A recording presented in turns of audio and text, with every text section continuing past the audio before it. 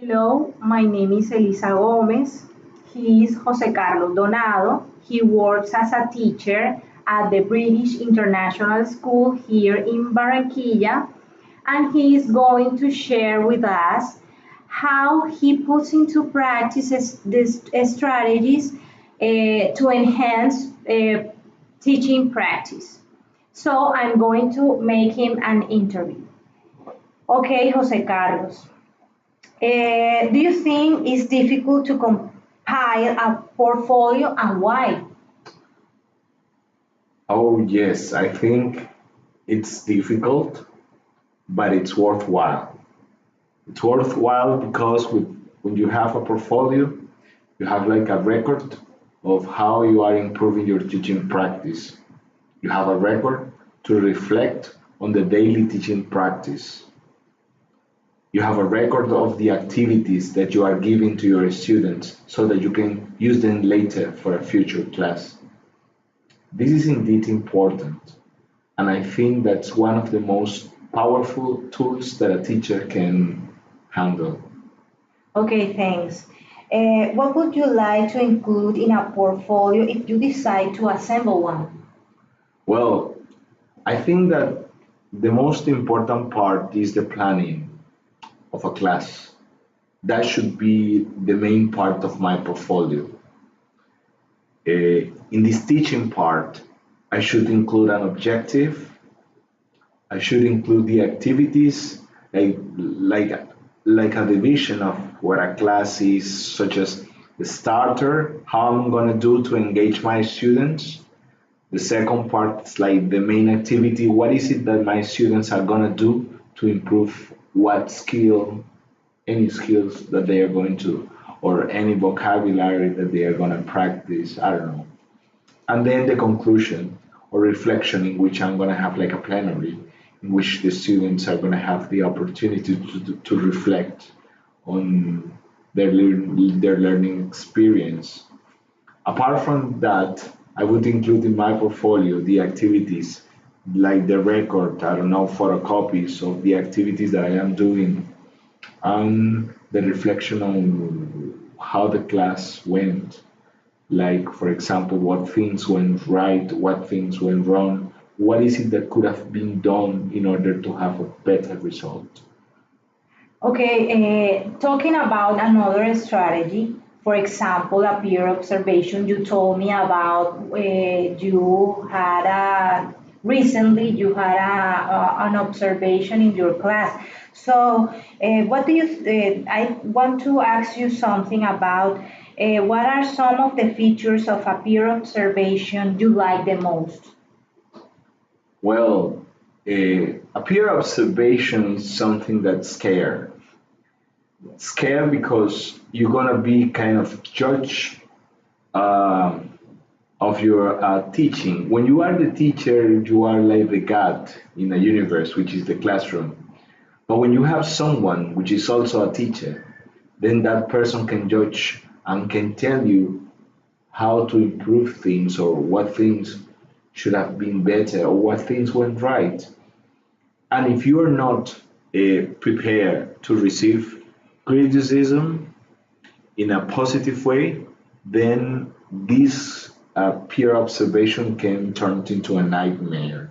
However, it's a very good practice to have someone like you, I mean, with the same profile, let's say another teacher, not participating in the class but just observing, because most of the times we are not able to see our own mistakes, and we usually make the same mistakes over and over. So if we don't have this opportunity, we are sadly going to repeat these mistakes all over our career.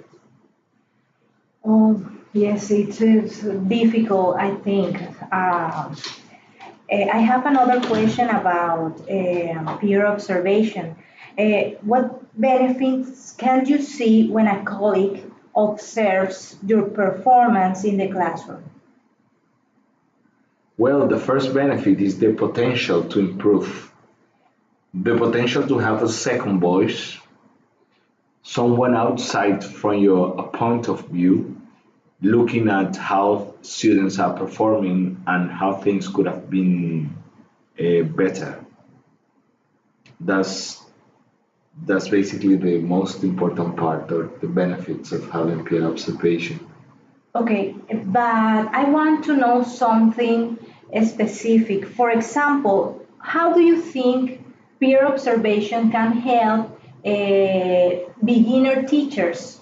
Oh, that's crucial. Um, for new teachers, it's very important to have this affirmation from the teachers with more experience, especially because when they are beginners, um, and depending on how or what type of students they are going to work with. In our school, kids tend to test the teachers during the first classes, weeks, I would say. So it's very important to have this second opinion of someone with more experience so that the teacher can have like the affirmation or the corrections to start with the right foot. Okay, let's continue with another strategy. For example, teaching journal. Do you believe it's important to share your teaching journal with other teachers and why? Well, in my experience, it's kind of difficult to share this part because I used to record very personal thoughts about my students, which I work with. Like, for example, if a problem occurs and I have a very bad thought about someone, let's say a student, for example, who doesn't understand something and it's always making the same mistakes, I used to record that.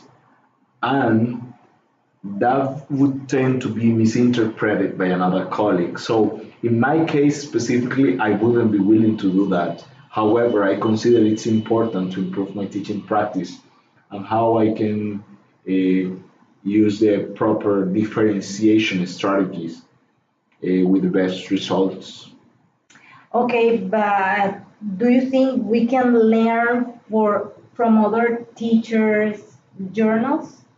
Of course, if I had a person who could understand those writings, notes that I write, which are sometimes confidential, if I had that kind of trust, I would be willing to do it.